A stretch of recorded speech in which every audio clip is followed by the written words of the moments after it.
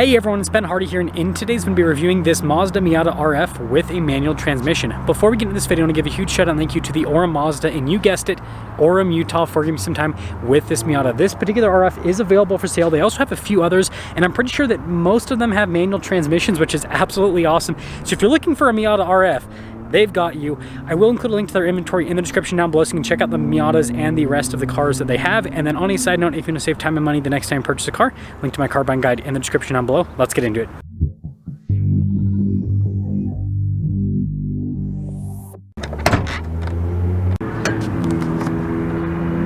Under the hood, we have a naturally aspirated 2-liter 4-cylinder that goes through a 6-speed manual transmission. Fuel economy is 26 around town and then 34 on the highway, with power outputs being 181 horsepower and then 151 pound-feet of torque. Now, before we go with the front end, I do want to mention, if you want to see more videos just like this, then I recommend you subscribe because I post content every single day.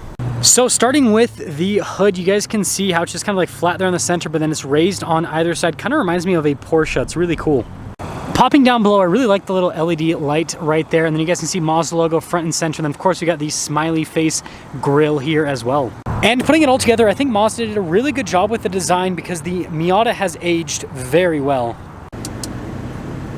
Now, popping around the side here, our tire and wheel setup is 205, 45, 17 in the front and over in the rear. And then you guys can see here with the wheel design, it's simplistic, but it looks really good. And you guys will see from the full side view. Got a little turn signal light right there. And then look at the fender here. It's actually pretty beefy. And I like how the mirror cap has been body painted. And then you guys can see the pillars also body painted. But notice that you guys can see here at the top how it's all blacked out. I think that's pretty cool. And then also the door handles, by the way, body painted. And here's your full side view with the Miata. Obviously it has a compact look because, well, it's a small car. So here's a quick look at the key fob. We got the Mazda logo there, and then you guys can see lock, unlock, and then the opening, whoops, almost dropped it, for the trunk.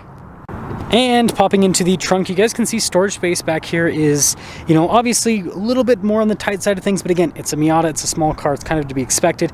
But I mean, you could still fit a suitcase bag in here, maybe two if you like really squeezed in, but if you've got one of those duffel bags, I think you could for sure fit one of those in here. I love how we have the little antenna here on the rear, but then we also have the shark fin on the back, so I'm not exactly sure why we need both of them.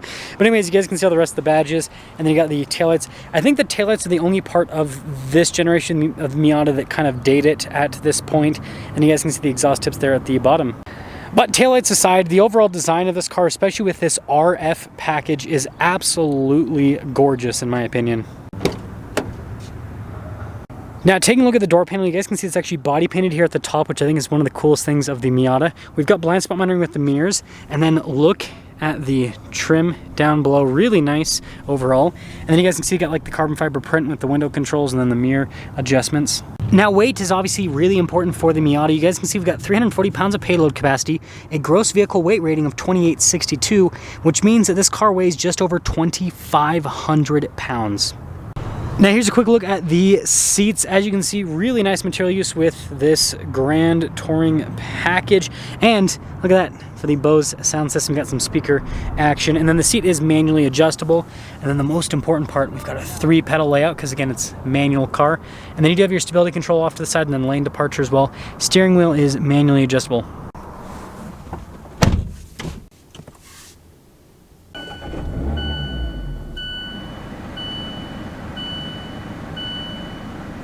So taking a look at the steering wheel, really nice trim all around. You guys can see the contrasted stitching in the center. We've got cruise control with this. You've got your voice command controls. You've got phone controls as well. And then turn signal / light stock, and then windshield wiper stock. Now taking a look at the gauge cluster itself, I like the 3-gauge layout. I think it's simplistic and I think it's beautiful, and RPMs front and center. And then we can scroll through to see different bits of info there on the side, so pretty straightforward stuff with that. Now in reverse, we do have a backup camera with trajectory lines. They don't turn with the steering wheel, and resolution, it looks a little bit older. And a big reason as to why the resolution is a little bit iffier is because this is Mazda's older infotainment system. This is, I think, the only Mazda that's left with a touchscreen. You do still have the dial to control this if you don't want to use the touchscreen. But yeah, that's kind of why things look a little bit older on this. Now down below, you guys can see you've got some circular vent action and just one regular vent. So like they're all circles. except for that one right there, which is kind of funny. And then you do have automatic climate controls, which is nice. Single zone climate. I mean, it's a tiny car, you don't need dual zone, that's for sure. I like the stitching across the dash, I think it's nice. You've got heated seat controls down below, got some USB action as well. This is for the top to raise or lower it. And then of course we got the shifter for the 6-speed manual. We'll kind of talk about this more during the driving portion, but man, is that notch into the gates. And if you're wondering, reverse lockout is down and then up, just like that. Got a traditional parking brake here, and then this is the control stack for the infotainment system. Now we have this little like center console. It is padded, so you can use it as an armrest, but yeah, tiny center console. And then we got the movable cup holders right here, and then we also have the little glove box. The reason why I say glove box is because there is not a traditional glove box down there. Now before we open up the top, I want to mention we've got these little roll bar hoops back here, and we have this glass back here as well. But anyways, top operation is pretty simple.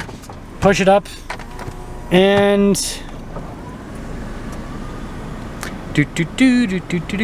the sun is super bright.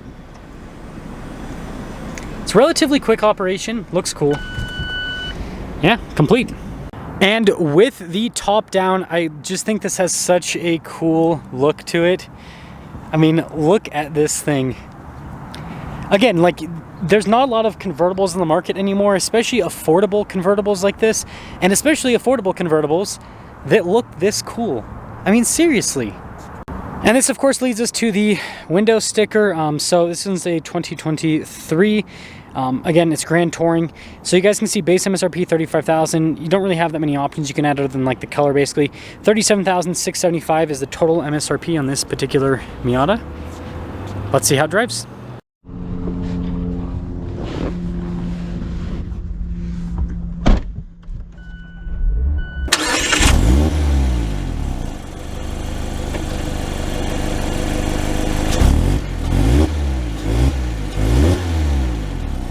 Well, let's talk about visibility before we set off in the Miata. You guys can see visibility of the hood, both of the mirrors, dual blind spot monitoring, and throughout the rest of the rear, and, well, RFWay. So by the way, this point of view is not going to be the best.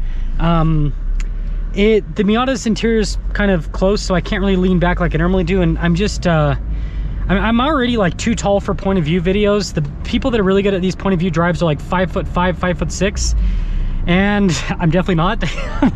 So yeah, just understand the point of view in this video is not going to be the greatest.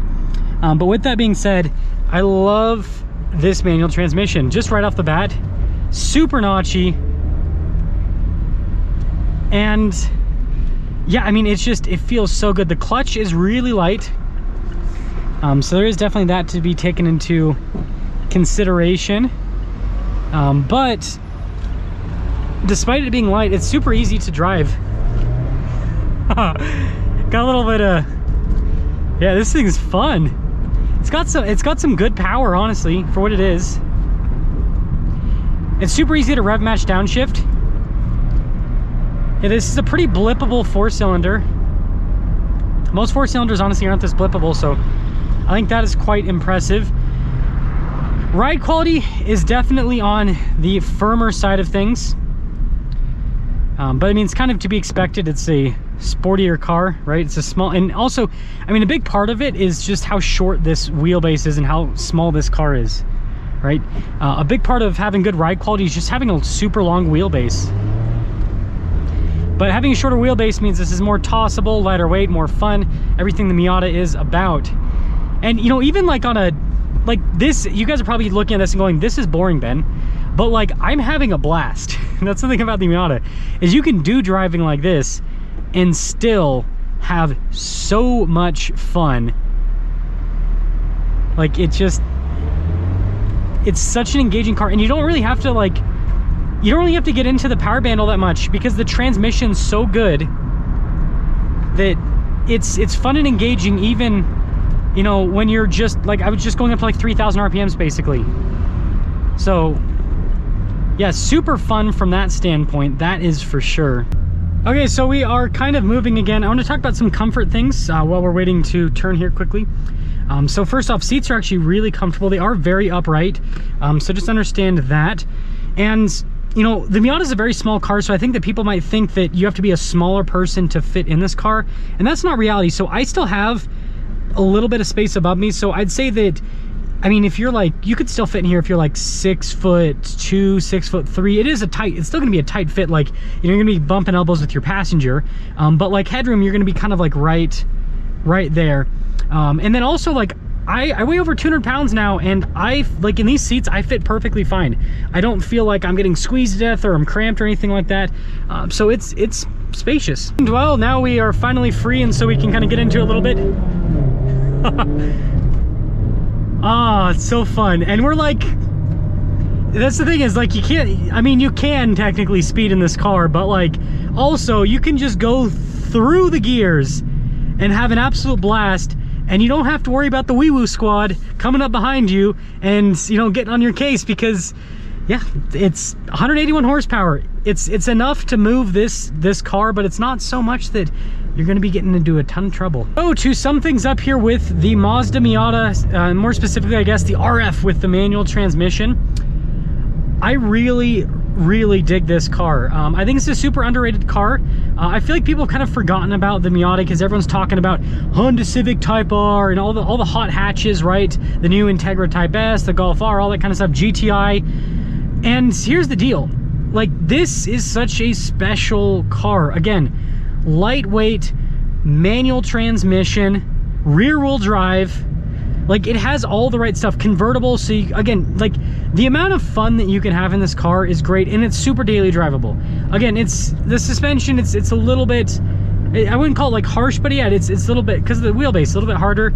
And you know, it's a small car, but like, you know, for me, for example, like, I could do all my work in Miata. Like, I got my backpack, I got my tripod. Like, obviously, I probably, like, I'm putting that in the passenger seat and not in the trunk.